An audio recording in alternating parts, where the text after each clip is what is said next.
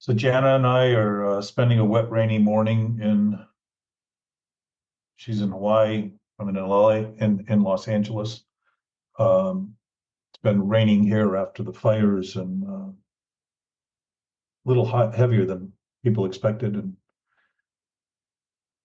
see what that does to the raw vegetation in the hills above and beyond the city's edge and the community's edge. Um, it's been an interesting time, somber on the streets, and in the face of something that was obviously possible and often never considered to be possible, given that it hadn't happened to this degree. So, got a lot of people thinking in different ways, but I think one of the stark aspects of it that's really been reassuring is that it seems like when there's major catastrophes, people actually have permission to come together and support one another. And it's been pretty interesting to see the broad support from all sorts of angles of people who are coming to the rescue of sorts and doing what they can and offering housing and money, uh, clothing, all kinds of stuff. It's been a really broad swath of activity and a preoccupation almost. The streets almost got quiet with people thinking of what they could do and really changed the dynamic of the city. Kind of like I think 9/11 changed the dynamic of New York when everybody witnessed something so horrendous and so dramatic simultaneously, and then had that bond of experience. And Bill Wilson had once said, founder of Alcoholics Anonymous, if anyone's listening who's not affiliated or exposed to it, but he won the Lasker Award up and took the award somewhere up in San Francisco back in the 50s or 60s. And he said that he felt that AA's legacy, pioneering legacy, would be a new form of social engineering based on the kinship of suffering. Recognizing that when we are each interested in looking at the pain and the grief and the sorrow and the mourning that we've created in our own experience, we tend to become much more open to the possibility of seeing our own influence and our own creation in those things. But he took it to the next level, which was to address, same way he addressed the unity in Alcoholics Anonymous, which was through the traditions, and talked about it as a social potential and something he felt would help engineer a new society. And I thought it was interesting because we talk a lot about not having outside issues and as different aspects of the traditions, but it doesn't mean we can't participate in ways that are well beyond the scope of Alcoholics Anonymous as sober members of society. And it's obvious that we seem to have that impulse at the core to be witness to what's been happening out here in terms of people speaking up, standing up, offering things that might never occur to them to do because the dramatic, sensational aspect of this is so catastrophic and so broad and so it's impossible to think of it as something that didn't happen in the way subtle problems occur can often be dismissed, especially when you start seeing the pictures of it and all that. So anyway, Janet came from Venice and has a long history down here. And we are right next door to Santa Monica, which is immediately on the border of the Palisades and the canyon where the fires occurred. Somewhat of the epicenter.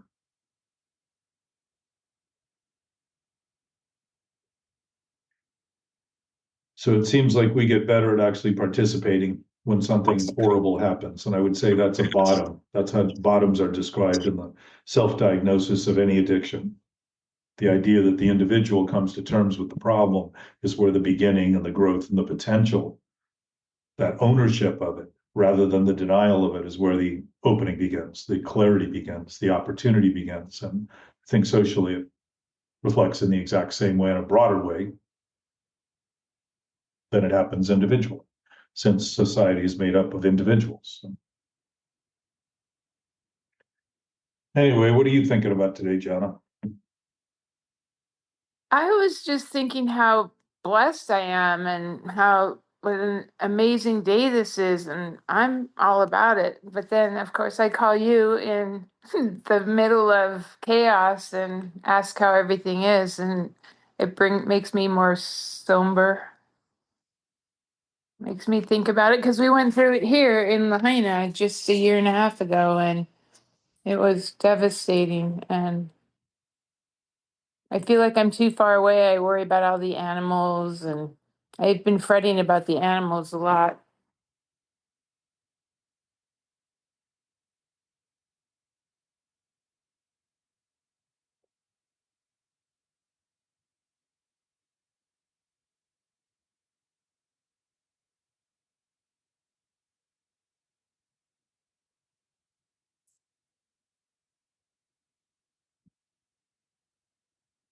Did I lose you?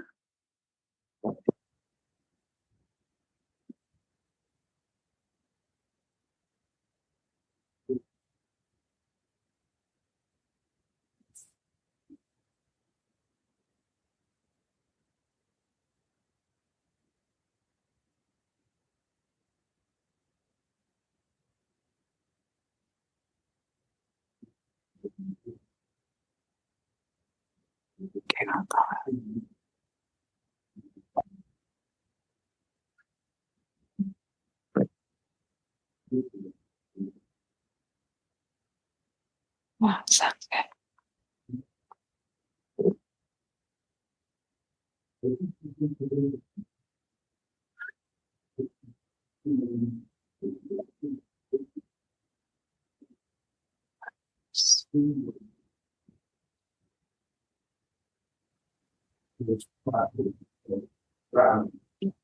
In fact, that's very similar to the way that we feel the impact of things, where they're immediate and they're visual, and we can hear about them and know the people who are affected by them. It seems to have a much different impact on us than the the distance where things occur and seem not to be happening to us. So we think we can be happy and joyous when in fact there is a lot going on the planet that is probably worth noticing and mentioning and thinking of in those same terms, and starting to concede not as a dreary possibility, but simply saying if there are things that we can do, it might be worth admitting what those things might be, and simply come to terms with it in an immediate way, talking to one another, rather than in one that's basically just belaboring the problem. If we can recover from catastrophes because of this potential cooperative effort that we're able to make with one another,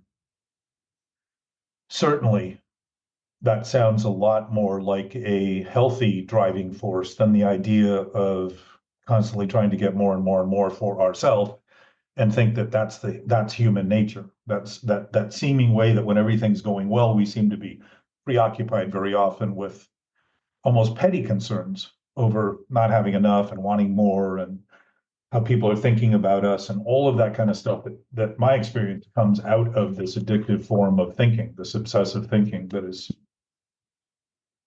triggered in as a base root of all compulsive behaviors, reactive, impulsive, and compulsive behaviors.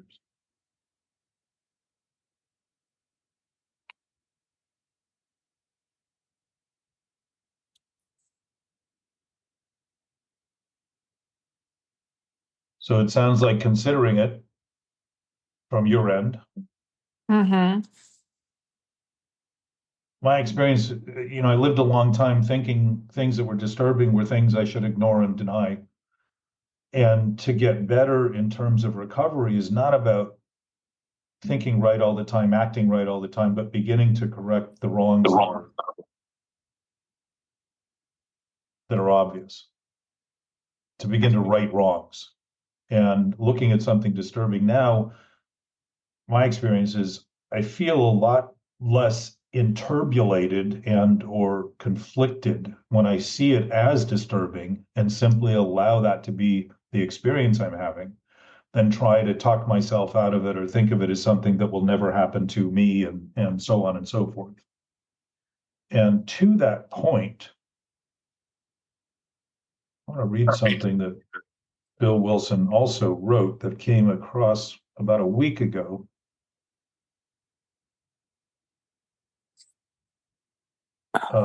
Two of them, actually. One is, genuine peace will always be a chief ingredient of AA's freedom, but let none suppose that we shrink from major conflict only because we are afraid. Nowadays, we believe we keep the peace because we love each other. Another one from the grapevine. When things go well, we must never fall into the error of believing that no great ill can befall us, nor should we accuse ourselves of negative thinking when we insist on facing the destructive forces in and around us, both realistically and effectively. Vigilance will always be the price of survival. And I think in both of those, he's really talking about honesty as a base root. And if I'm seeing something disturbing and feeling disturbed, at least I'm aligned, at least I'm giving it the compassionate place that it deserves without thinking of it as something I can't do anything about at the same time. When I see my thoughts as real, I think those predicaments are impossible to solve. Because who's going to change when I'm the one that's not changing?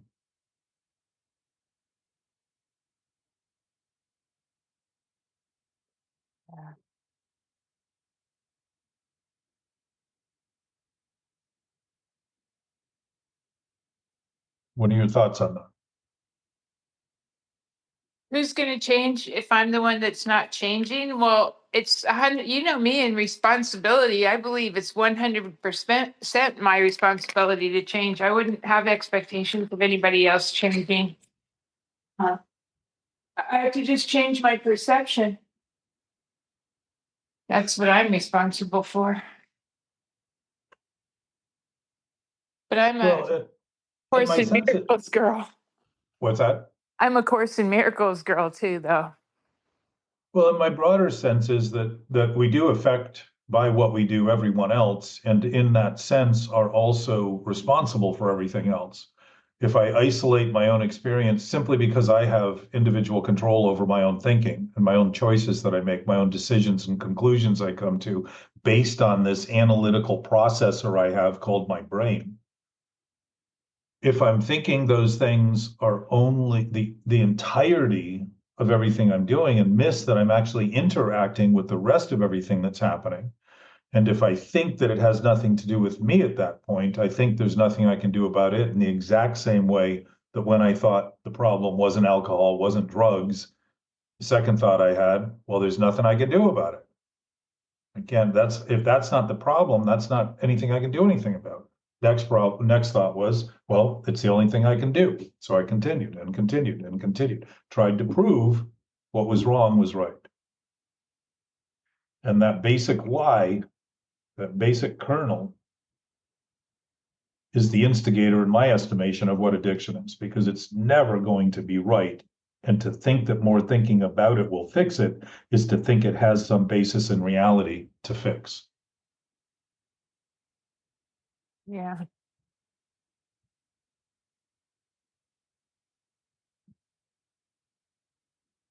So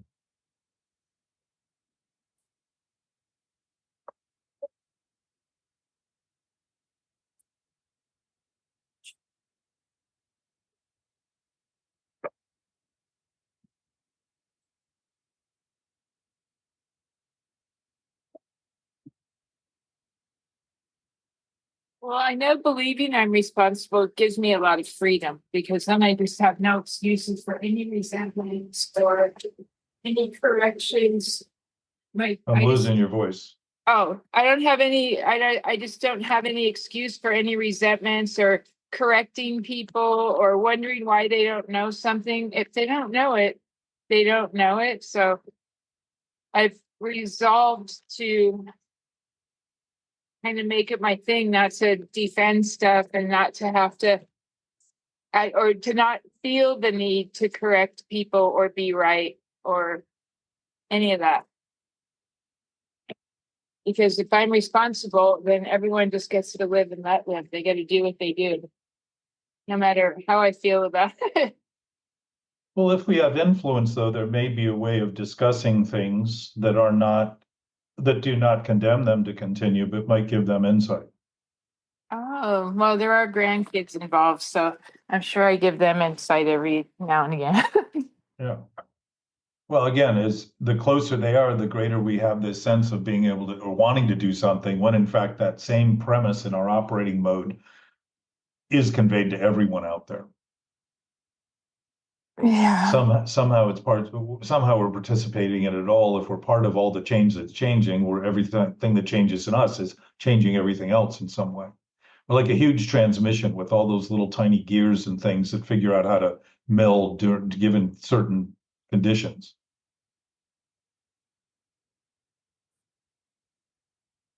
Yeah.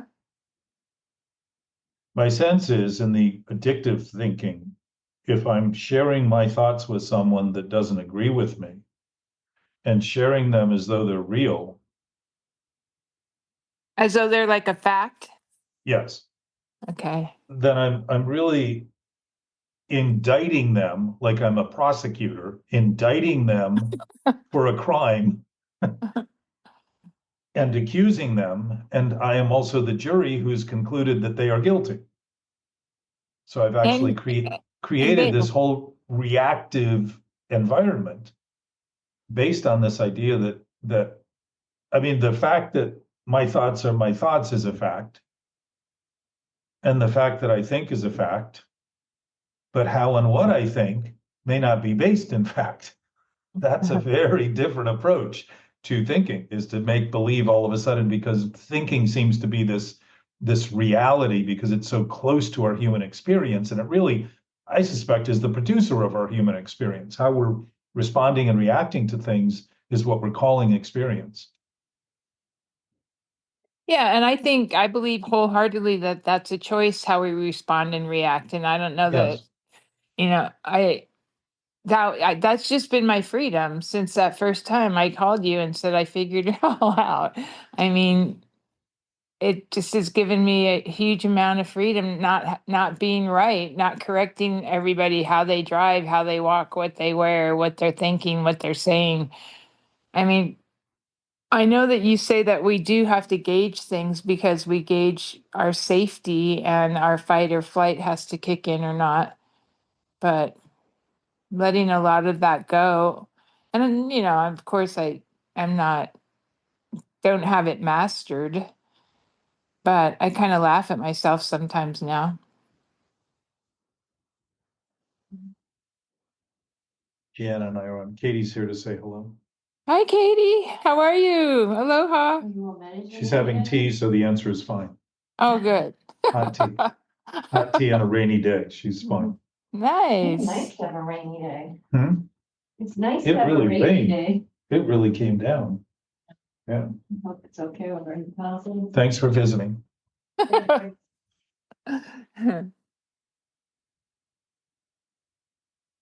So let me jump into that point you were just on, Jenna, Okay, because let's do. I think it's, if this addiction has been going on through human history, and the evidence is that it's been there, given the fact that historically we have a history written about self-indignation leading to people who think they're in charge, justifying killing and oppressing and suppressing other people, slaves. I mean, the Romans held all of the people that they conquered to some degree, turned them into slaves to build the roads and to build the infrastructure that they geniusly developed. So in one respect, they had this incredible prowess. In another respect, like every empire, which eventually has them implode, fell apart. And my sense is that the difference between response and a reaction is that response ability is the ability to respond, meaning I'm not seeing things that are happening as a threat necessarily, because I'm not thinking about things as reality and causing that primary threat in my thinking.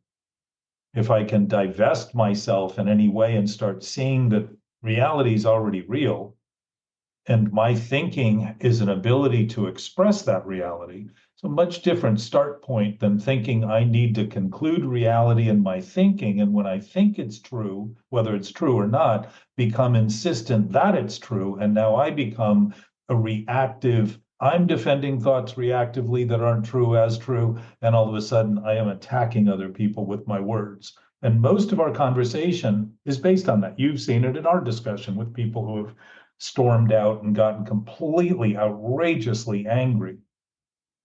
Yeah, I've seen it with this last election. People have been very affected over here, and I just tell them I won't talk about it. Yeah. Well, and I think the underlying issue isn't so much the circumstances, as we always use as an excuse to justify these hyper reactive states, but actually an excuse to begin to blow some of the steam off the anxiety and stress that we bear on a regular basis that is depressing and morose and disconcerting and disillusioning in our own experience, and actually causing the stress and the anxiety that leads to so many diseases, because it's literally diseased thinking. It's thinking about something that isn't true is true, and it creates this sense of paranoia. But the other side of it, I don't know that we always spend enough time on this. The Is other that side? the other side of that thinking is that we're not doing it because we think it's true and real. We think of it as the only thing we can do. And that's very much an addictive pattern. Just like when I drank, I knew when I needed it. When I thought of the drink, I had to have a drink. It was that kind of immediate connection. And when I was telling Katie yesterday that when I drove up, going up the Coast Highway, the Coast 1 past San Luis Obispo, when you get to Point Morro Bay, there's a Yes. loop that takes you off onto the coast rather than continue up 101. Right. Yeah. So I was driving up there and I didn't have any pot, and I was a pothead. And I parked my car. I looked at this guy's house, parked my car, went, knocked on the door, and he had a pound of pot on the coffee table. He opened the door without any concern and had a pound of pot sitting there. And I said, I'm looking for some pot. And he said, come on in, I just got some. So I had that intuitive sense that the demand for it was so reflective and metaphoric for the greater healthy possibility of manifesting things. And yet it was a manifestation of a very diseased idea of what I needed, really needed, which wasn't a need at all. But within the context of addiction, it seems like a need because it seems like the only thing I've ever wanted, the only thing that I could ever have, the only thing that's ever going to solve the problem, the real solution that isn't. So that blindness, my sense, is the idea that all I'm thinking are the words I'm having in the head I'm using, and that sort of voice that I have that's going on in my thinking, and that's the only consciousness I have, when in fact our actual consciousness is not based in words. We're translating our awareness into words so that we can communicate and share and do the things that humans do. But that greater knowing sense, which is what people use meditation for, is always there because it never leaves. It's always with us. It's always that present quiet state of knowing. It's always here. To think of it only as here when I look is to think that nothing behind me is happening because I'm not looking at it. That same kind of thinking.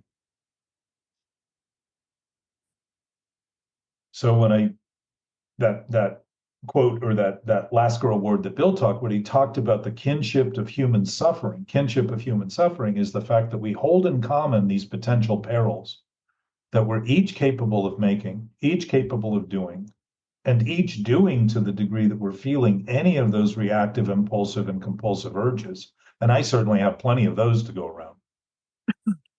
I don't know, you live on an island. When I go driving, I am just appalled at the way people make U-turns from the far right lane in the middle of traffic. And I mean, it's just startling to me that this goes on and doesn't lead to more damage.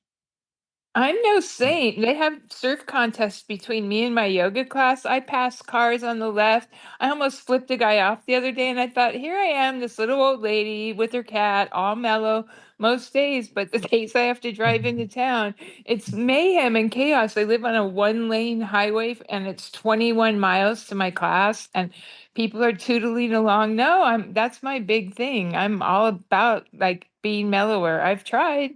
Well, I'm glad to hear that. Yeah, no, I'm completely out of my mind. And I go to yoga class, and my mellow teacher's like, hey, how are you? I go, I'm fine. I'm totally fine, after I've like ripped people off for parking spaces. And oh my God, it's so crazy. Well, now we're talking. Yeah, totally. So my sense is that if we're just beginning to come to terms in our own experience with what we're doing, we're still a little bit perplexed about what's happening around us, Yeah. right? It's still a little bit troubling to walk out into the world.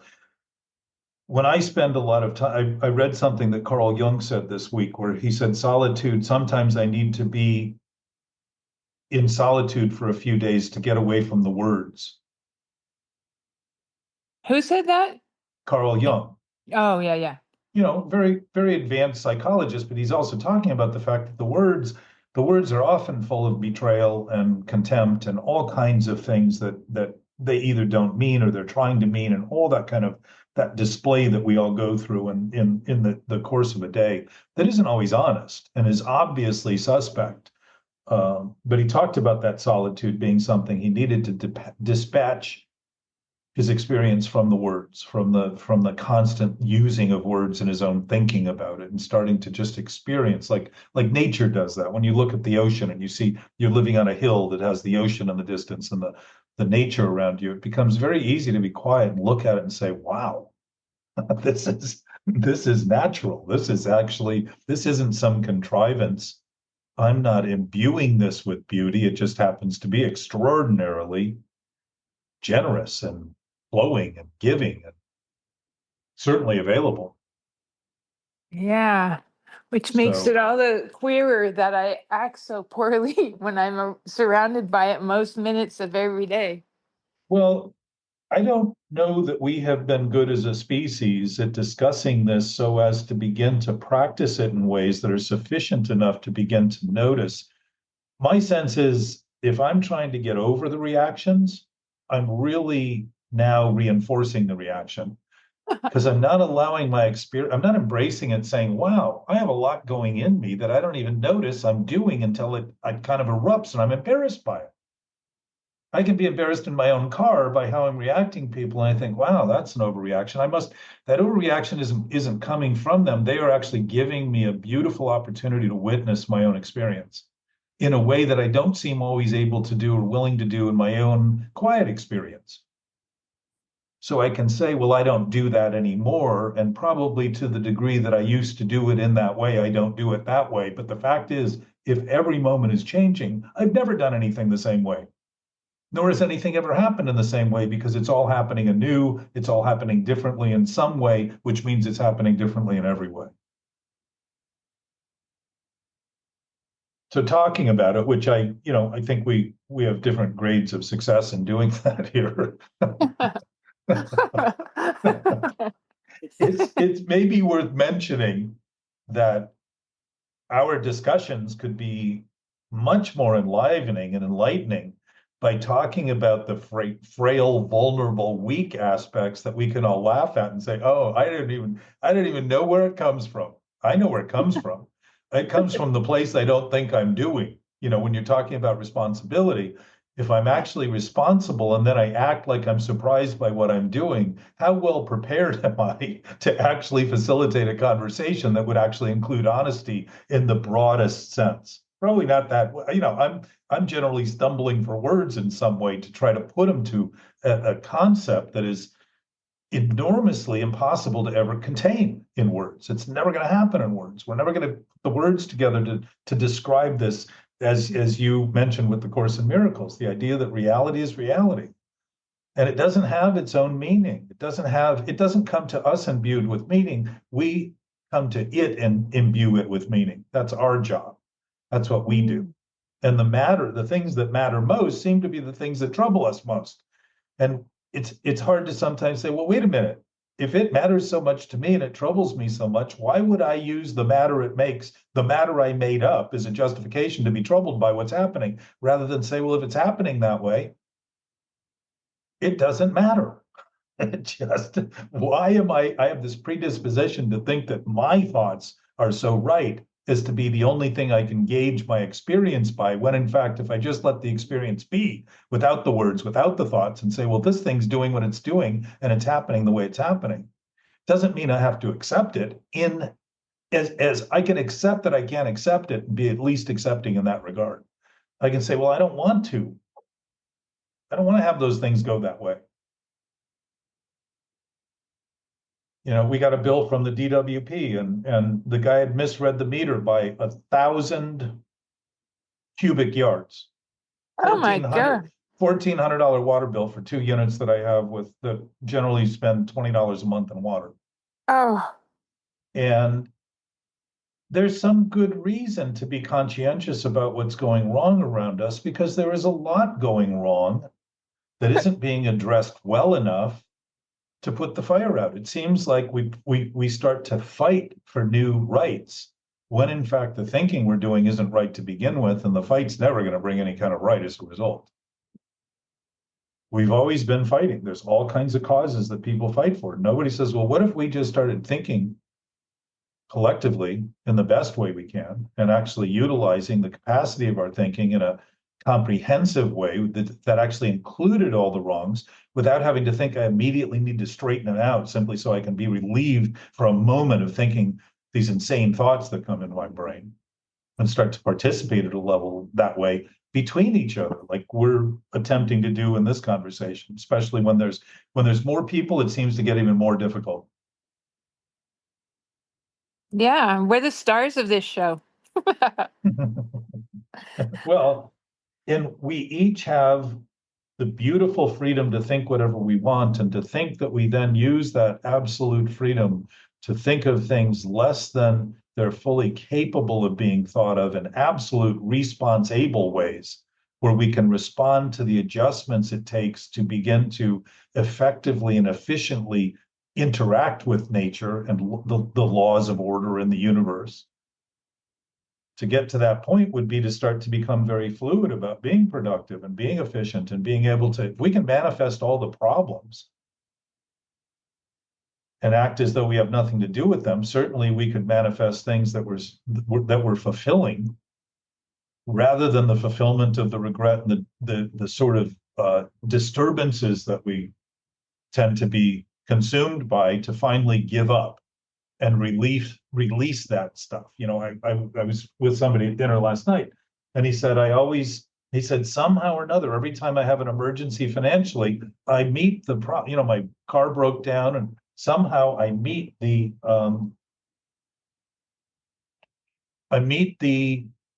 obligation. And I often don't think I have the potential to do that until something really goes wrong, and I keep finding out every time it does, I'm okay. I seem to be able to, and I said, well, maybe that capacity you have to actually be abundant could be proactive rather than reactive. Maybe you don't need to create situations and manifest those problems. Oh, that's kind of Maybe. next level. Well, You've got it. You won't even be here talking with us anymore. You're going to get lifted up to the next level if you can pull that off. well, but think about this. No, I get it. We talk about manifesting generally as something we're not doing, because we're denying the manifesting of the problems we don't want to have anything to do with. We're claiming it's not us, it's everybody else, it's everything else. That we're alone in our world not doing that anymore, while we're looking at a world doing it, and that happens to be our world. That isn't somebody else's world, it's everybody else's, including us. It's not just them. Well, I experienced that because when I figured out, when I was doing dishes in my kitchen, and I got that big aha moment, and I started laughing because I was ruminating about something I was very familiar with, and doing numbers in my head that I was very familiar with, like 13 years in or something. And Mhm. I started laughing because I said, I'm completely responsible. There's absolutely nothing that's ever happened to me that I didn't have my thumb in, or I didn't negotiate the way it got negotiated, or whatever. And I was happy as a clam with that re- revelation. And then about 2 months later, I was sick as a dog because I was like, oh, and all the ugly, mean, and bad stuff I'm responsible for too. So I was creating things that were not optimum. Well, and that's, we've never had a discussion that wasn't in the moment, in the present. That's true. We've never had a thought that wasn't present. We've never had done anything that wasn't present, ever. So that idea that somehow we're not here now because we think we should be somewhere else is obviously a major conflict in being able to come to terms with the wrong we've been doing and seeing it as a bonus and a benefit and a guidance system rather than a plague we need to get over and pretend we don't do anymore. Really say, wow, these are the kernels. This is the curriculum of life being given to us like a textbook. And I've been in class for years, but I never listened to the teacher and I never read the book. And I keep wondering why I have to repeat the course. And it's kind of like that idea of occasionally I say, why does this keep happening? And as soon as I do, I'm like, man, that's my explanation. Yeah. I keep doing the same. It keeps happening because I'm nurturing a thought I don't think I'm even having and making believe that somehow or another acting as though it's not there is the secret. And in fact, by doing that, I'm actually reinforcing the problem by getting better at developing the numbness and the desensitivity to what's worse and wrong, rather than saying, wow, maybe if I melted a little bit here instead of get more frozen and more refined in this ability to deny and deflect and defy, maybe I'd learn very quickly because that would be intuitive. That would be natural in learning. It wouldn't be, having to spend 6 years coming to terms with something because that same thing you got during the dishes all of a sudden starts happening all the time. And now I'm thinking of things in terms that actually align with what's happening. And I can actually then see, oh, I can manifest all sorts of things. The big difference is when I'm doing it from within the conflicted state, all I want by doing those things is credit. I want to be the person who's glorified and admired and seen as the individual who finally did that. And in the other respect, like when you were at the sink, you realize I have nothing to do with this at all except being a part of it. Yeah. The My gratefulness of it. reactions. Well, and the gratefulness of it becomes obvious that this is something that's absolute, and if it's absolute, it's something everybody has. And then the question is, why are we so poor at expressing that? Why are we so poor at? Why do we need to have breathwork classes and abundance courses and people who help us learn to manifest when we're actually manifesting the messes and not wanting to claim responsibility for the messes we've made? Hi there, Kat. She's not usually very friendly, so it's kind of a phenom if she comes on my lounge with me or anything. She wants to be part of the conversation. She's finally saying it. Finally, these humans are talking about something. Something I can relate to. Well, I read something yesterday that said that when people come to terms with themselves, animals are much more attracted to them. Oh, I must have They been making some forward steps. She's being nicer to me now. well, my experience is that just considering some of these thoughts and just letting them rest for a minute in our awareness without concluding they're right or wrong or believing in them or saying this is the new torch I need to run with and now I know how to get over things better or feel better about what's wrong. Just considering them because they're accurate, just like considering that 1 + 2 is 2. If you consider it and then operate on that basis, all of a sudden math becomes clear in all respects. It's the beginning of it. If I'm wrong in the first estimate, the rest of it's all going to be wrong too. And my sense is that we always have that awareness. We always have our intuitive present state of awareness with us. We're just dysfunctioning on a basis of preoccupation about thinking things that we've been thinking are true, and thus thinking the problems are true and real, and trying to put the problems out when in fact we're the makers of the problems to begin with. Well, we're the In makers fact, of we're the makers of the problems, but we also look for our co-conspirators to be insulted by the same things we're insulted by, and then we can co-conspirate together right. to be mad at whatever that we don't find that's going our way. So somebody isn't doing something my way, what I would think would be the correct way. And so then I find my co-conspirators, and that's how parties were made. That's how we got Republicans and Democrats, because people banded together in their insults on things not being how they wanted it to be. And now they're letting it define who they are. They've lost friends. I mean, it's not healthy. It's not okay to like just find things that you're insulted about and then co-conspire with someone else and or hundreds of thousands of other people that think the same way you do and then think everybody else is just wrong. We're just all humans having an experience. I mean, what is. There's a certain Isn't it acceptance in interesting, that. though? Yeah. We embrace humanity when it comes to seeing what's wrong with it in whole. And yet to embrace humanity as having the same absolute source that isn't conflicted and isn't sick and isn't diseased and isn't discomforted and isn't disconcerting and isn't disillusioned seems to be a miracle. It'll never happen. When in Oh fact, yeah, that's that's why when I nature. say to you next level, that's impossible. We can't live Yeah, that way, but we right. can. There's no level. Well, we can think we can, but we aren't.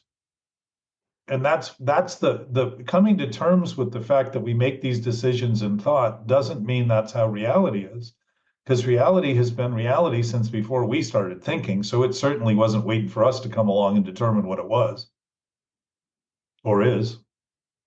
Yeah, that's for So sure.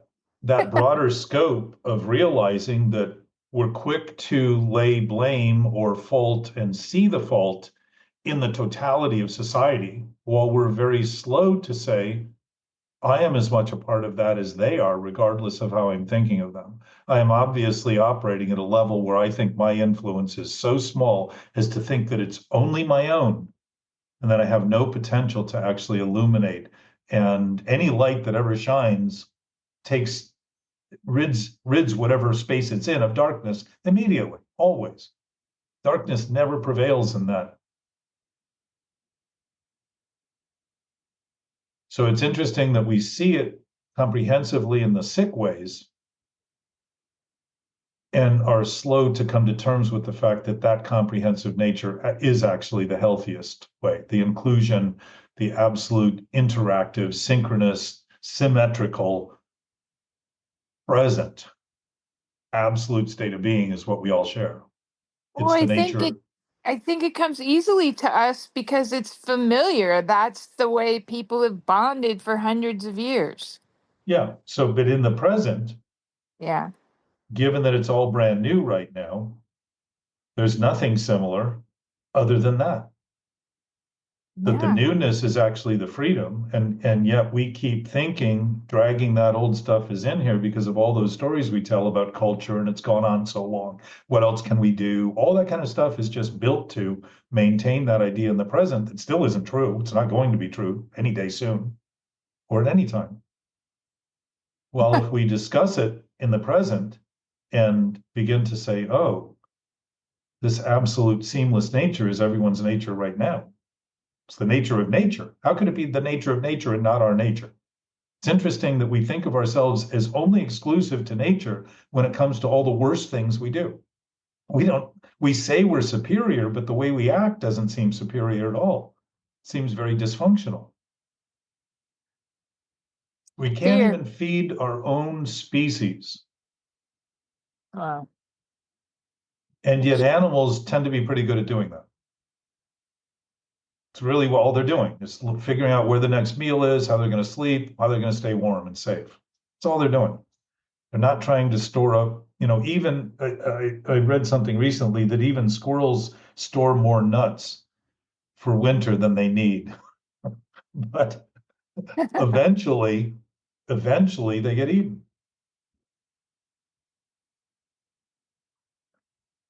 So it's an interesting conversation, in my estimation, because it doesn't seem to be popular enough to warrant the kind of attention you might imagine would be possible. And I expect it is, but I Well, think it points to a density and a reactiveness and a presumptiveness and a tendency that I would say is just simply addiction. It's addiction to thinking and an idea that it's all we can do is to continue and just kind of slog through it and carve out our own little happiness and our own little insulated thing, rather than say none of that's ever been true and we're all part of everything. We're just not thinking very proactive. We seem to wait for catastrophes to respond collectively rather than orchestrate a level of thinking that is proactive in relation to things that are obvious threats. Wildfires are not new. It's not like all of a sudden they just came on the scene and everybody's shocked. What's new is that it happened where we thought it wouldn't happen. Well, that's a pretty thin veil for reality not to do, and wildfires and nature not to do what it's going to do and does naturally. Just thinking it won't happen. It's a pretty good example of how we think thinking is real. It's absolutely true. Can't happen to us, not going to happen to us. We know it could because it's happened to others, but the chances are less for us. So we build in ways that aren't protective. We build in neighborhoods that are obviously subject to different types of threats, natural threats, wildfire being one of them, earthquakes being one of them. Yeah. Built at the base of the volcano. You know, there was a guy that lived at the base of Mount St. Helens. He'd been there for 50 years. Oh, No idea what ended up with him, but he's nowhere to be found. oh dear. He's dust. Exactly. Well, it's a big thing for people to give up this, philosophy, or it's kind of like really a fact of truth if we want to be stoic about it. But I mean, your whole entire life, that's how people have interacted. You've defended against things that you didn't like, and you bonded together over things you did like, or things that you both didn't like, more so than things that you did like. I would think that people, you're walking down the boardwalk with your dog, and someone says, "Oh, look, that lady didn't pick up her dogs," whatever the kind, and then you just start chatting away, both in your discomfort of somebody not doing something the way you wanted it done. And I can literally laugh at stuff now that I would have wanted previously to correct. Now I find it amusing that I would think that it's okay to correct anybody about anything unless it's like directly affecting me. Or, of course, if someone's getting hurt or something. But in general, like, I don't weigh in anymore because it's all kind of ridiculous.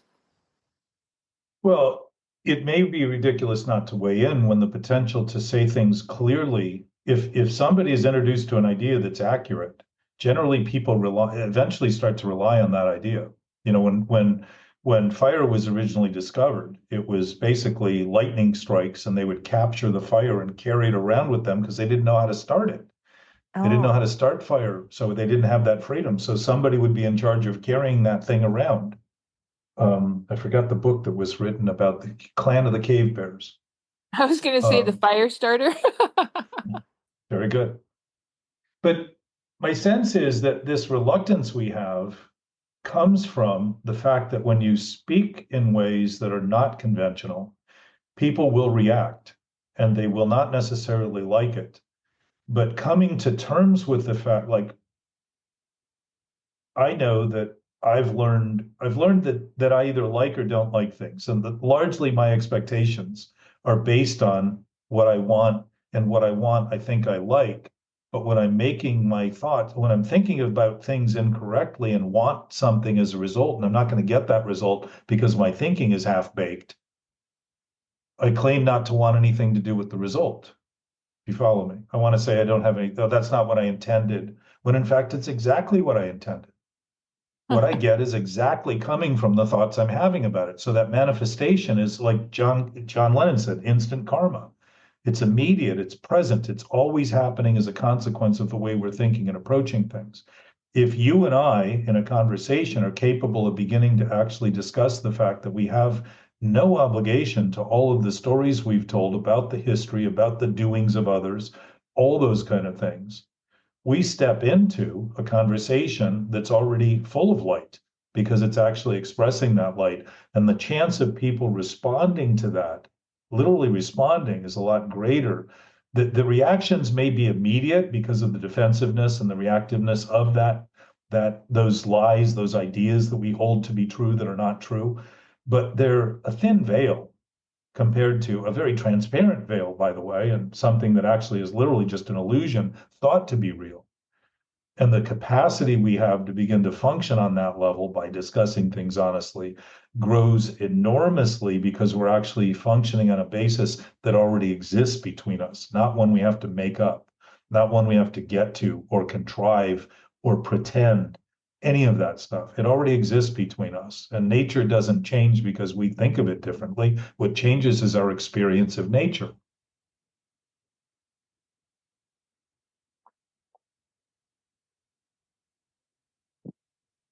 So as you know, you and I have had conversations for some years, and part of the idea of this conversation, which is reduced to you and I today for whatever reason. Did we contrive it? Yeah, well, we certainly manifested it. Yeah, we did. I like it. However it came, it is. Yeah, so do I. I mean, I think it's a great opportunity, and you and I haven't been able to speak this way for a while. I know that we did way back when, but it's been a while. Yeah, this is great.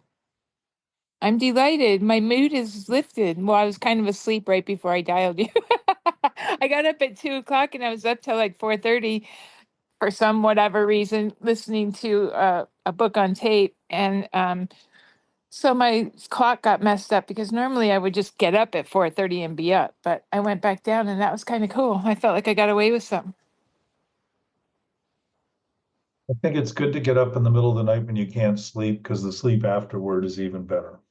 Yeah, yeah, There's sort of a beckoning to just be aware of something, and the night's quiet. You know, the brains are kind of on they're plugged into their chargers, yeah, sort of getting recharged, and it's a very different experience than stepping out into a busy, bustling city or day. You know, I don't think you step out into that busyness that often, and your busyness compared to Los Angeles is a little different. and a pig. But the ultimate point is that if we can begin to talk in terms that are honest, regardless of all the presumptions and all of the stories and all of the predispositions, and start to mention that it's so simple to mention that simplicity is based in things that don't change, and to begin to recognize that those things that don't change are the elementary fundamental basis of reality and truth and existence and life, love, all of it comes from something that is absolutely intact. And as far as we've searched in the universe, we still don't understand it, but it doesn't make it do any less than it's doing right now, all the time, presently. It's always doing everything it's doing, and it's doing it as it's doing it. And to think in those terms is to be able to address the universe without having to understand any of its seeming complexities, because the universe isn't complex. The universe isn't saying, look at me, I'm really complex, try to keep up. We're the ones thinking it's complex because our thinking is wrong about it so much, because we haven't had a relationship to it where we simply conceded it's doing what it's doing and we are an absolute part of it. We are a product of it, rather than these onlookers on this lonely planet that we think need to figure it out before we can utilize it. So much of our utilization of it has caused toxic problems historically. Every big, new, bold venture seems to be commercially viable, but not necessarily viable for humanity in the best way, the natural way that nature utilizes. Nature doesn't figure out how much it can steal and take. It takes what it needs and leaves the rest for everything else. It doesn't think, it just knows. It has an essence that knows. We have that same essence, that same knowing, share that.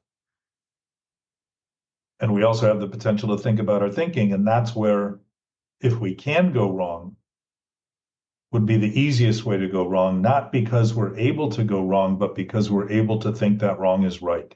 As soon as we cross that bridge, we've actually created an interminable, circular, irrational attempt at what we call reason and sense, when it makes no sense whatsoever and it's completely irrational and seems like something we can't stop, because we're not thinking about the start point, we're thinking about the effect. Yeah.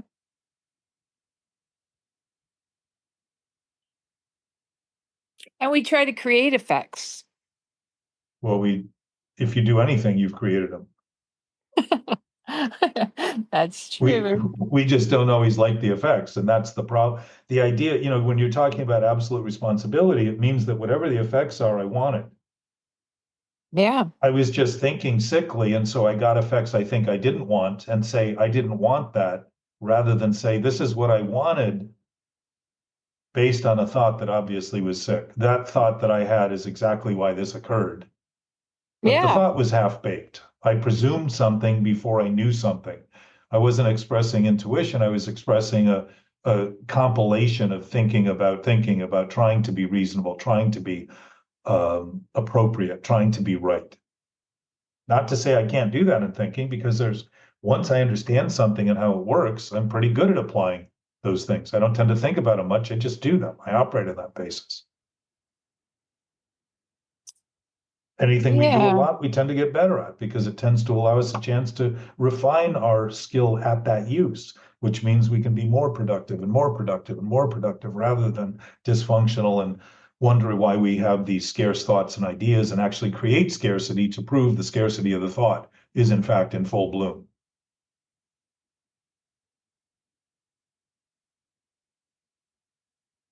Yeah. And I was just thinking of like a particular incident that wouldn't have been the outcome that I wanted to, but because I presumed things that probably, if I'd been even a little bit more open to the universe's version of things, like it I could have been more aware, but I didn't want to be like, trusting someone in a business deal or something, because Yeah. you just want to get along, and you know better. You've done business your whole entire life. I mean, I got licensed when I was 21. I knew better. I knew to, cross the T's and dot the I's, but I didn't want to. So whatever happened exactly how it was supposed to happen, because I was whatever lacking in my decision making. Well, wishful thinking and hoping and believing and having faith in thoughts that are faithless and untrustworthy, or trustworthy to the point that they're not trustworthy, Yeah. and believing in them is, I mean, think of belief as it's interesting that we were talking about Byron Katie yesterday, and on our weekly walk with Laura, Alice, and Gabe, and Mark, and let me look this up really quickly, because it occurred to me in terms of our discussion that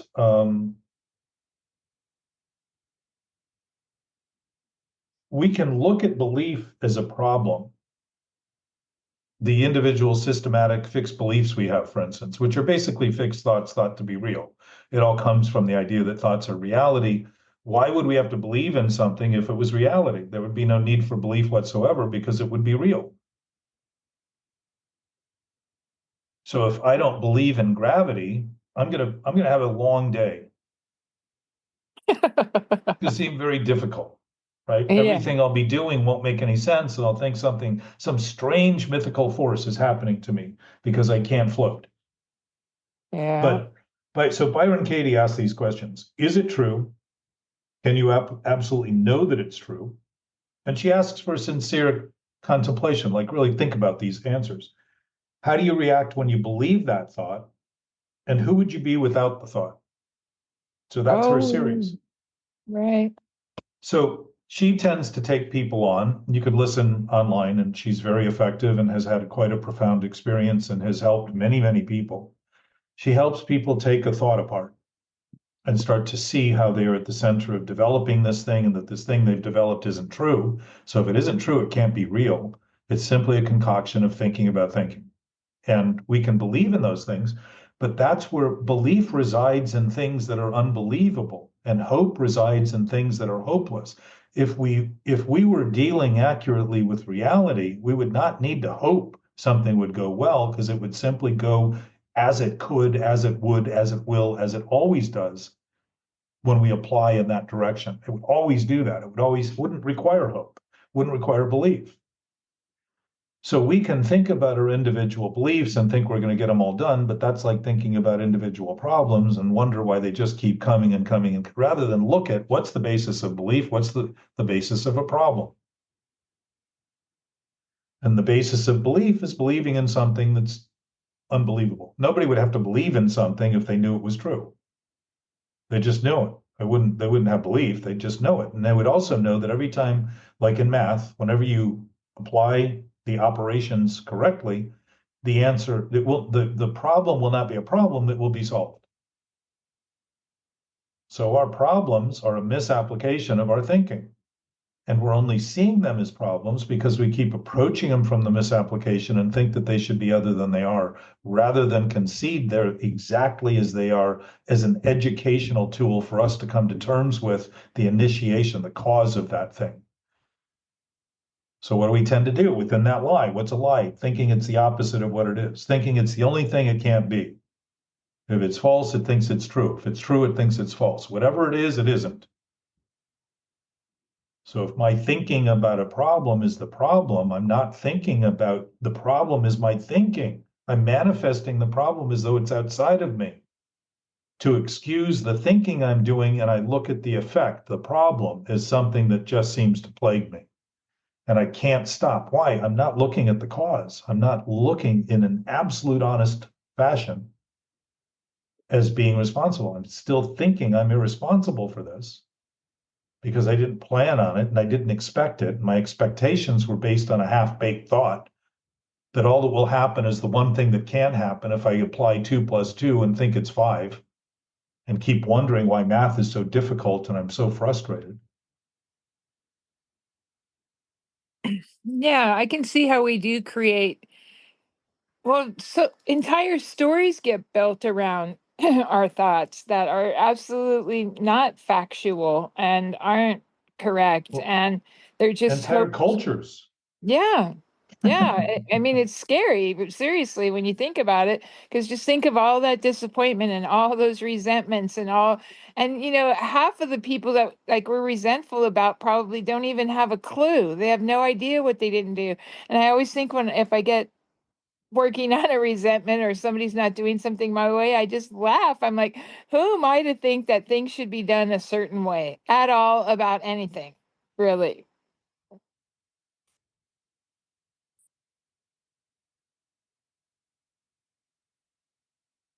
Hit me again on the end of that. Oh, I just said, who am I to think that I'm entitled to have anything done a certain way by somebody other than myself, and that there's a right way and a wrong way, because most things just are what they are. But I mean, we function on fantasy. I mean, entire stories get built of I used to own a flower shop in Carmel Floral Company, and I did hundreds of weddings, and the brides would always be disappointed a year later because they're like, he's still that same idiot throwing his socks on the floor and drinking beers on Sunday. And I'm like, well, wasn't that the guy you met? I mean, it just, people create fantasies that are not factual, and so they don't they don't manifest correctly because there was no co-joining of your conspirator to agree to do things a certain way, which was your way. You just think it's going to miraculously happen because that's how you picture things. That's what would make you happy, and it doesn't work that way. So it's wishful thinking. Wishful thinking that also causes expectations and disappointment. And Yeah. it's a whole different way to live, to just totally candidly. I mean, I've always been kind of a blurter anyway, but I've finessed it now. I can like state facts without being as critical sounding or negative about it. I just kind of go, well, this is it, and this is the reality of it, and I don't know what you're going to do with it. But I just think people have non-communicated expectations, and that's where the problem is. There's a lack of communication. So let's say, given that that's coming from your perspective, Correct. that's what you're doing. So Yeah. you're having a chance to see it out there in others. They're giving you a chance rather than see them as the culprit, see them as the chance to see what you're doing clearly, because they become your mirror. You're looking in that mirror and saying, oh, I thought I had my makeup on both eyes, but I only did one. Yeah. And I don't Yeah. see it until I have that perspective very often. Now, my sense, Jenna, is we know it because we know the disturbances, we know the anxiety, we know the stress, we know the disheartening nature of self-loathing and that sense of lessness, that emptiness, that sense of not belonging, being apart from. We're very aware of all those things, but we're thinking of those things as some strange confluence, often, from my experience, as some predicament that has nothing to do with us, rather than an absolute mirror of a thought that has no basis, that has no place, that has no esteem, that has no worth, that has no value, that has no place in reality. It's just simply a thought thinking about a thought. It's a delusion to imagine it to be real. Right. And so how can you have a resentment over something that you created? I mean, Easily. without Just without your think, without your co-conspirator conceding to what your version of things are. It's almost impossible to find success in that model. sitting alone and thinking in those terms is a lot easier than starting to interact with people and see the deficiencies of that thinking that can be so well preserved while there's no other interaction, that all of a sudden in the engagement, it becomes obvious that there's clearly some weaknesses and flaws in that thinking. Yeah, you're not You always going follow to me? get your way. Yeah, of course I do. Yeah. I've lived it. Yeah. What do you mean you're not doing that? And they're like, well, you never said that. And I go, what? Like everyone's supposed to be a mind reader. Well, my sense is we have a telepathic communication line that's wide open all the time. We have a great sense of things. The things we think we're sensing that are just us, if we're interacting with everything else, also includes everyone. And we comport to this idea that we're disconnected from them and we're only doing our own thing. And it's only up to me to do what I can do because I'm free to choose what I can and not see that I'm influencing everything else too simultaneously. And so too is everything else simultaneously influencing me. And start to see that that greater nature isn't something that isn't happening because I feel better on my own. It's happening all the time for everyone, everywhere, and everything everywhere.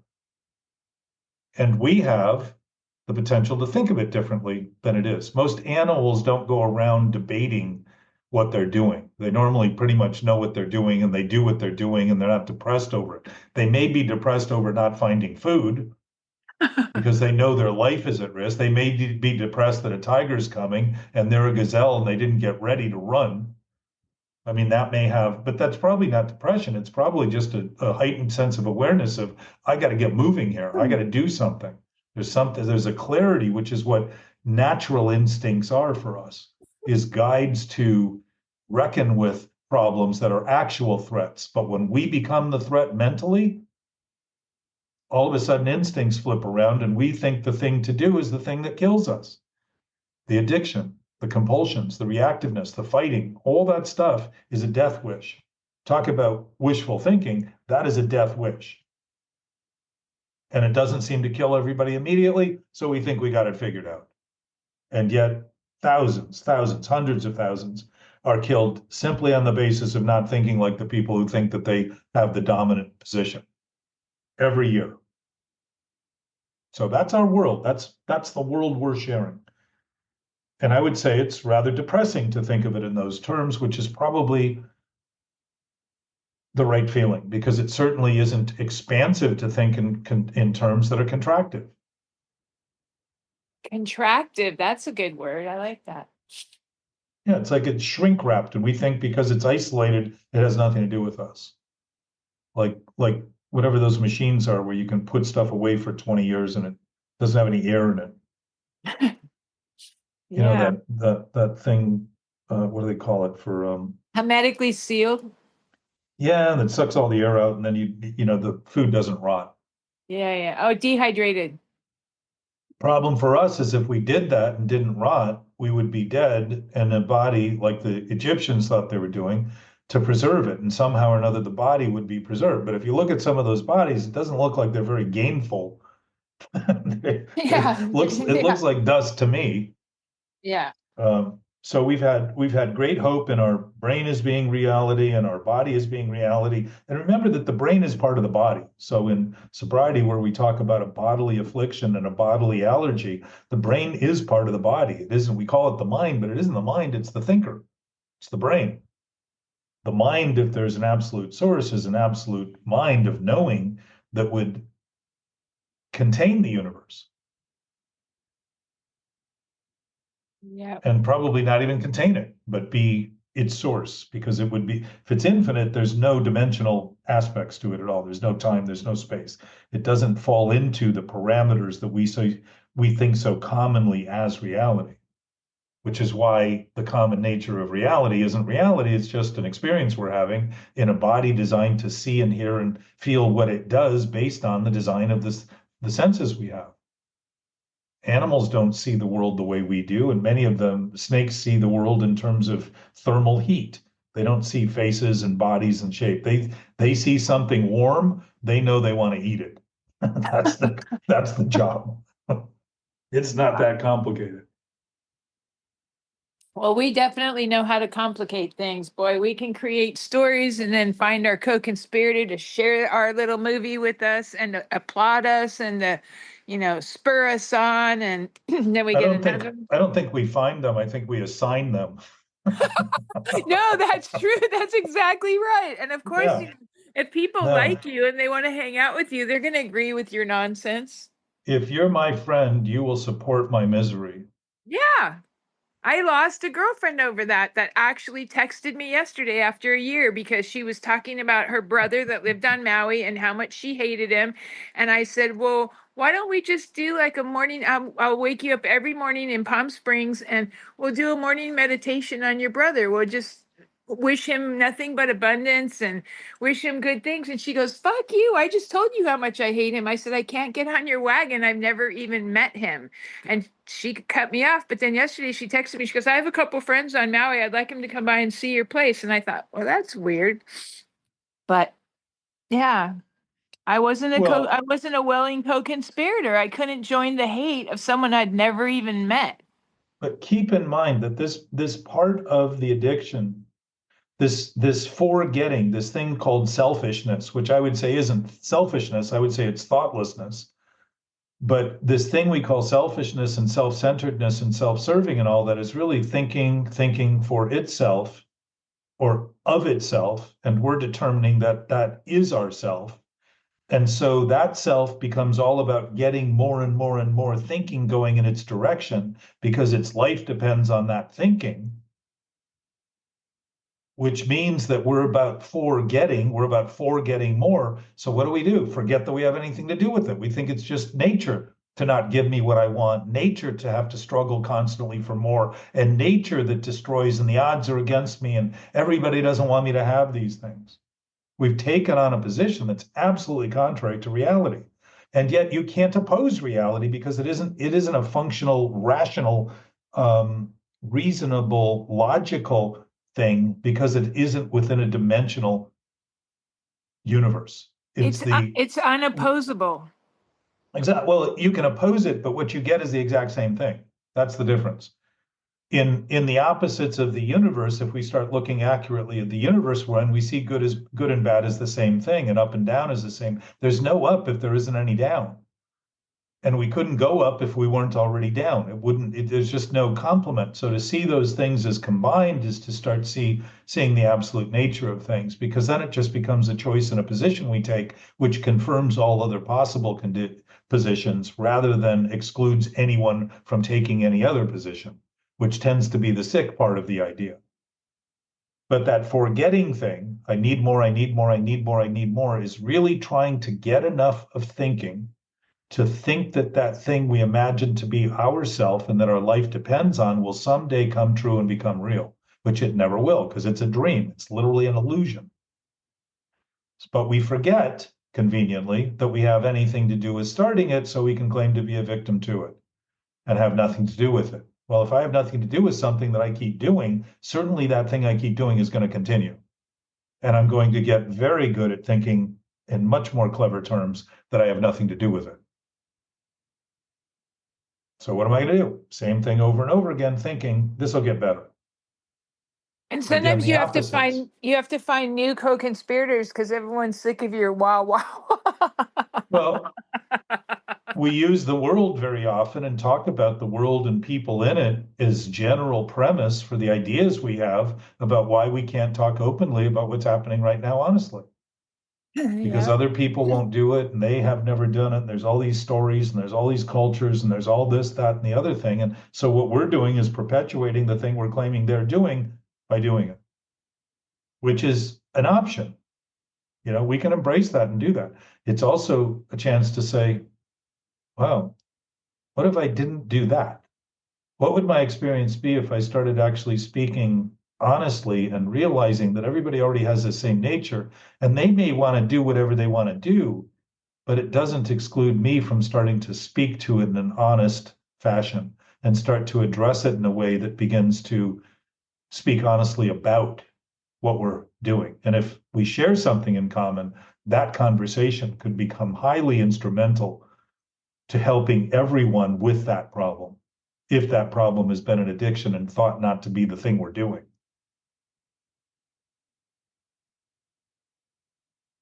Yeah.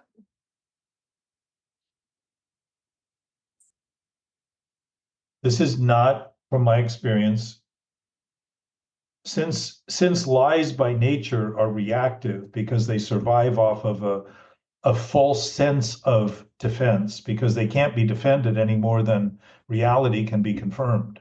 I Reality doesn't love become that. real I love because I that. believe in it.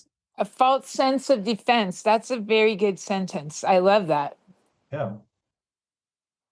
That's good. That kind of sums it up.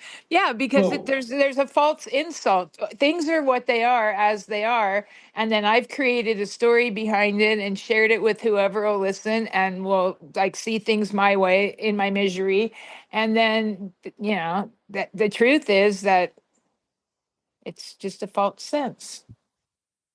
well, and the truth is the truth, and what we make of it is what we struggle with. It isn't the idea that we make our own truth, we have our own reality, all that kind of stuff comes out of the idea that truth isn't true.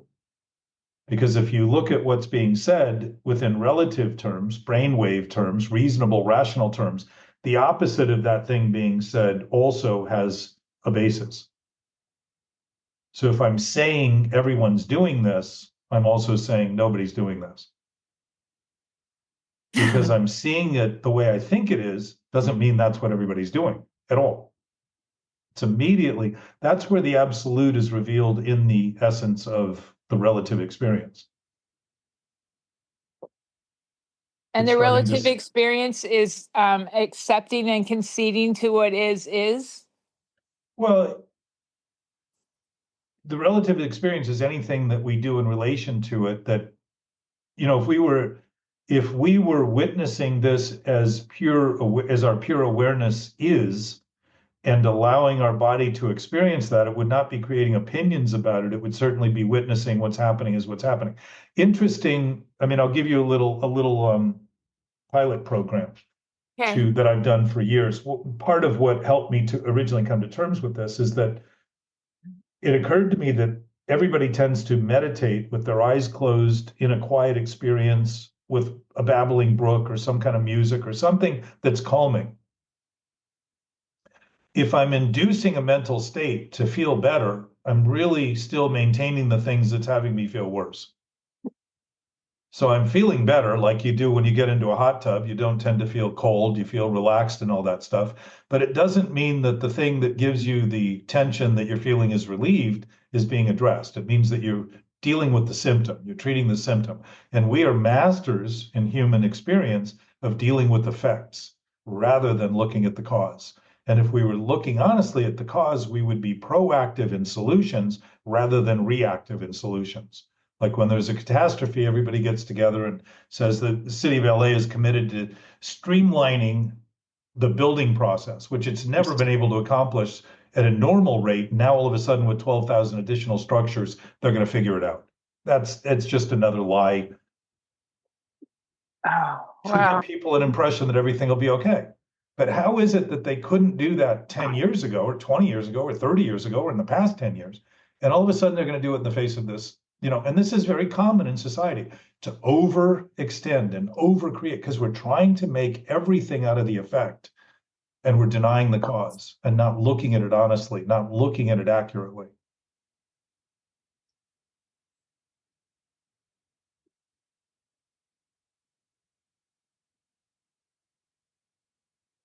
If we're looking at effects all the time, we're reinforcing the cause. We're trying to do things to feel better about it rather than come to terms with the fact that the cause is telling us we know something's wrong.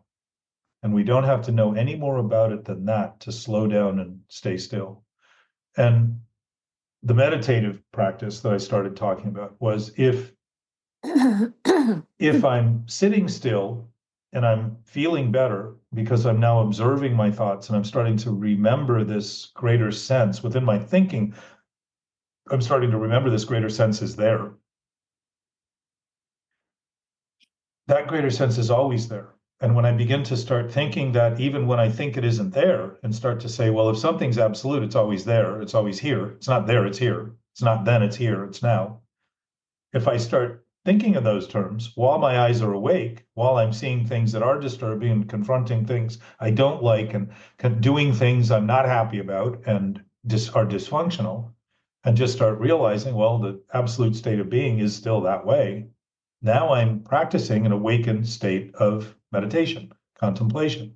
So one way that I did this many years ago that sort of had some profound experiences was when I first got to Venice, God, it's almost 40 years now, I'd sit on the beach and look at the horizon and imagine, I would watch my thoughts go to the horizon and then kind of go over the edge and come back and just start to go around. Because at light speed, wouldn't take a lot to get around a 24,000 mile planet.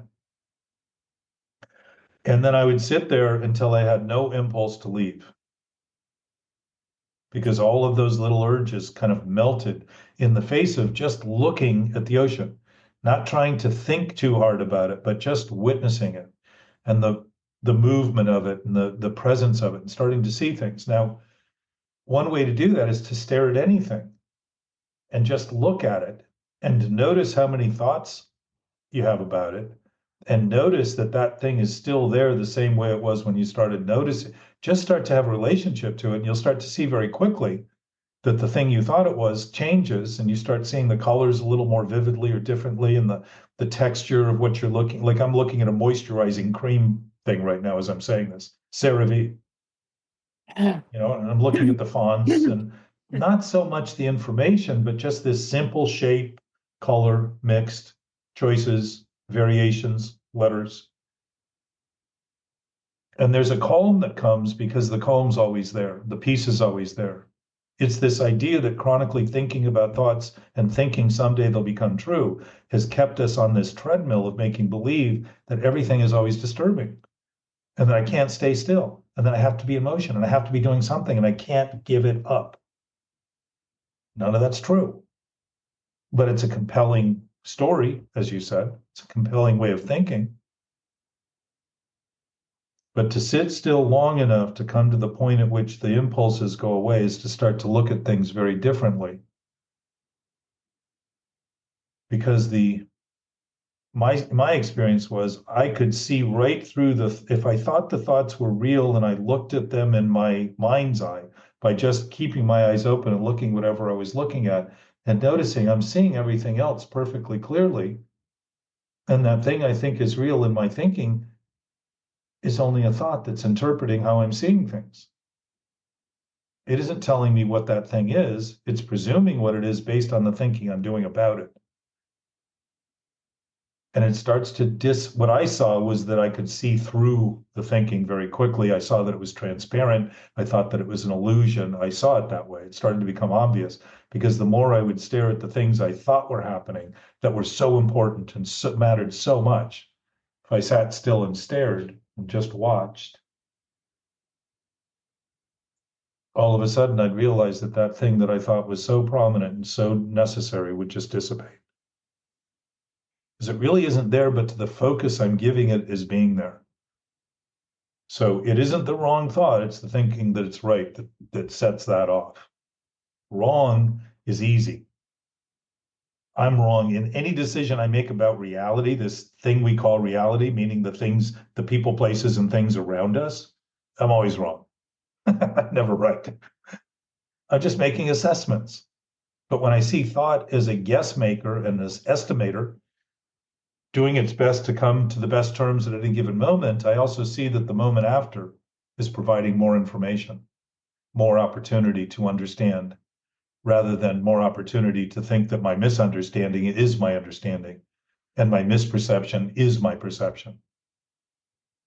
And my lack of instinct in healthy terms is my only instinct in this defective, reactive, impulsive, and compulsive term.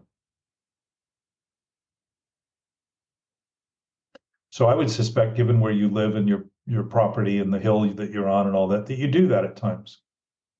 Oh, yeah, Just kind of sit absolutely. and watch, sit and watch, sit and watch, sit and watch. Every morning I Notice watch the sunrise.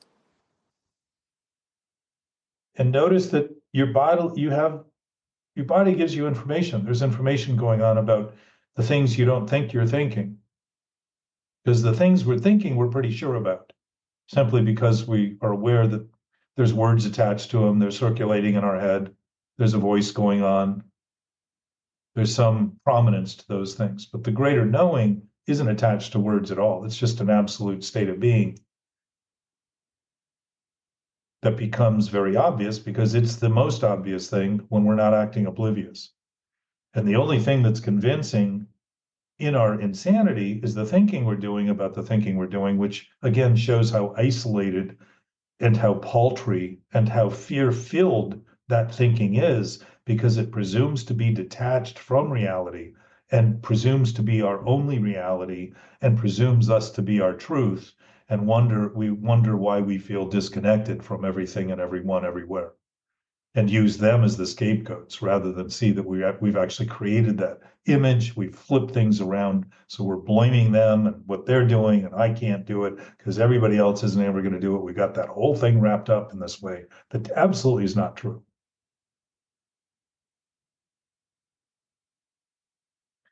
So It's this hard was to, fun to, it's hard to let all that go. well, no, it's harder to hang on to it.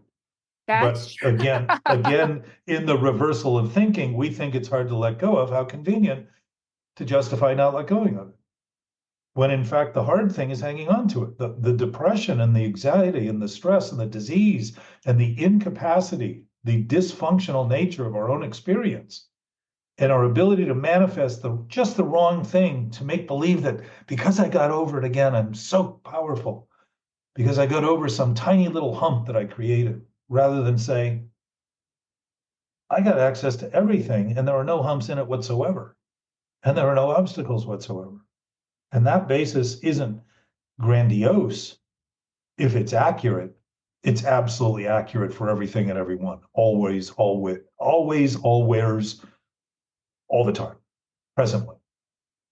Not even in time. My suspicion is that the present is not in time because there is no way to break down a moment within an infinitesimal changing reality, which again is where the absolute nature is revealed by seeing things accurately, rather than in this presumption of thought we do about it and then conclude the thinking's right, when in fact the thinking, if that's what we're relying on, is never going to be right because it's always going to change the immediate moment after it comes to a conclusion. There's always more information when you're basing any conclusion on everything you know right now, because right now there's a little more to know. And right now there's a little more to know, which is why our decisions constantly change. Our choices, we'd like to think they stay fixed because they're right, but in fact, the reason we think they're fixed is because they're broken to begin with, and we think maintaining them forever fixes them. What does it do? It fixates our attention on something that isn't happening. So all of a sudden, everything that is happening, we're not paying attention to, and we wonder why ADD has been invented. Totally. There's no one on the planet that doesn't claim it. Well, the beauty of that and seeing it that way, if that's actually accurate, and I suspect I don't know to what degree, but I suspect if we're all capable of struggling with it, then to some degree we are struggling with it. But look at the absolute nature of how depressing that sounds for us to all be doing something that's diseased mentally, and yet how comprehensive and inclusive it is to see it as something that we're all doing. That isn't grandiose if it's accurate. That's actually humility.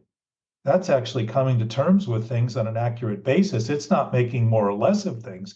It's allowing things to be what they are as they are happening right now.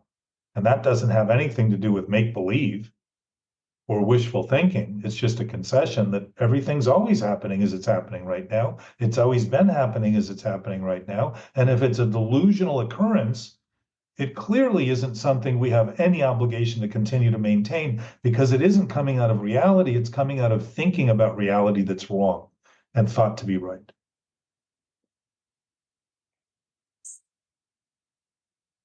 Motherfucker.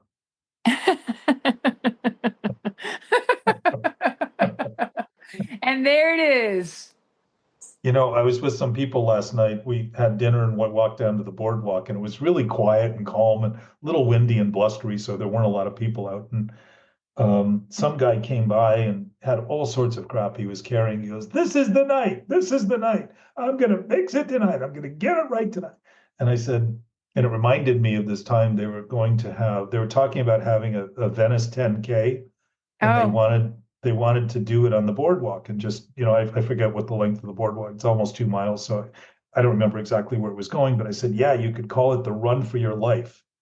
I said it would be a record-breaking time for everyone. And because some of the people are just, it's so wacky, the people you come across, and some of them are not well-minded enough to not be, the people that you should probably stay at least an arm's length from. yeah, yeah, it's clear. But the apparency of mental illness in a broader scope isn't something that's only happening to the people who are the worst off.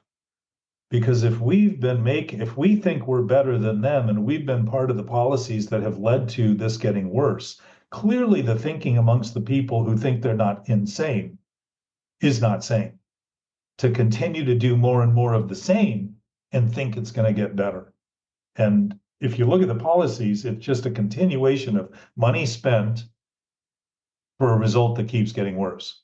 Because we're treating the effect, we're trying to please people, and people pleasing is one of the sort of anti-instincts in terms of mental health. It doesn't help to try to please people if those people aren't pleased. No, you cannot cajole mental health. You can't be nice, you can't be mean. It is what it is. And I mean, we try to think that we could like charm them into not being ill anymore, and it's just not true. And then we provide them with housing and they wipe it out, and that's not helping. Well, and it speaks to the point that there's two of us here today, which is unusual. There's generally 3 to 10 people that come. But the fact is, everyone listening, everyone everywhere, the determination of their mental health is dependent primarily on their own thinking about their thinking. It's true.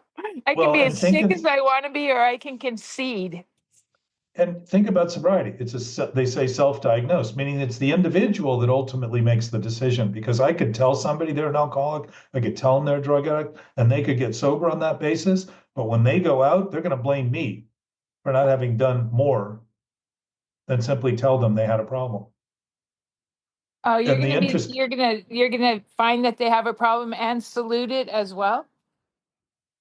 well, if they don't have any interest in their own health, they will not make decisions that are healthy. And the enabling aspect, which I expect is the most fundamental aspect of addiction, the idea that I can help someone else where they're unwilling to help, is the idea that they have no greater possibility than me.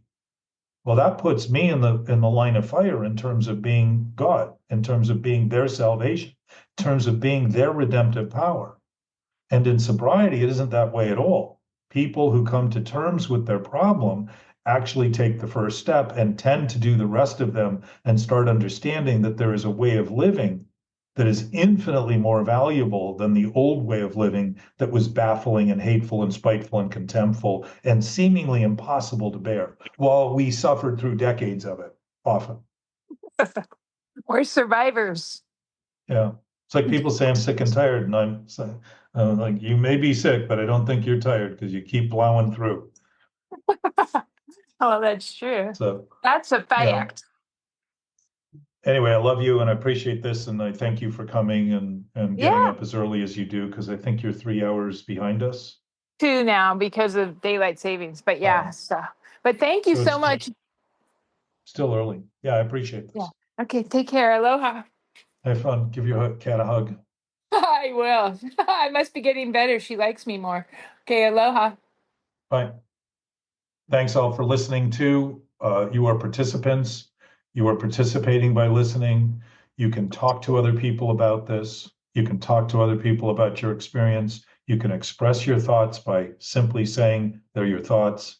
These are thoughts I'm having. They might have something to do with you, but they're thoughts I'm having. They're my conclusions, my ideas, not something you have to justify or explain any other than their thoughts you're having.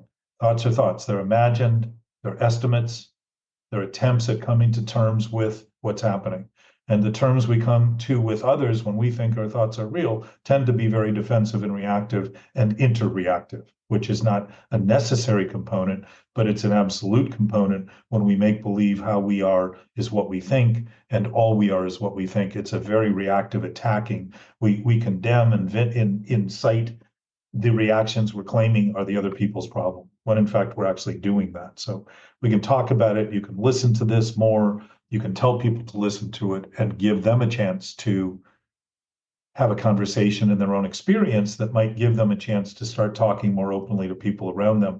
And the diffusion of thoughts that seem to attack us and be against us happen very quickly, because the delusion becomes very obvious when we start laughing at the things we used to take so seriously, is to think it was all we are and all that we'd ever be. So peace and love, nature of it all.